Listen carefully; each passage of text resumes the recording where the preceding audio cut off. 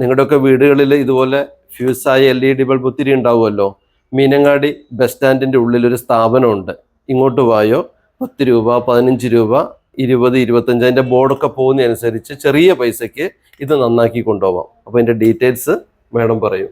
വീടുകളിൽ കംപ്ലൈൻ്റ് ആയി കിടക്കുന്ന LED ബൾബുകൾ നമുക്ക് ഇവിടെ കൊണ്ടുവന്നാൽ അതുപോലെ ലെഡ് മാറ്റി, അതുപോലെ ബോർഡ് കാര്യങ്ങൾ എന്താണോ അതിന് പ്രശ്നമുള്ളത് അത് നോക്കി മാറ്റി കൊടുക്കുകയാണ് ചെയ്യുന്നത്.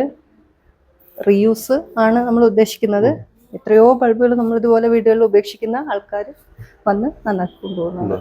സാധാരണ 10 രൂപ 15 രൂപയ്ക്ക് വരാറുള്ളൂ. ബോർഡ് പോയാൽ മാത്രമേ 25 രൂപ വരുന്നുള്ളൂ.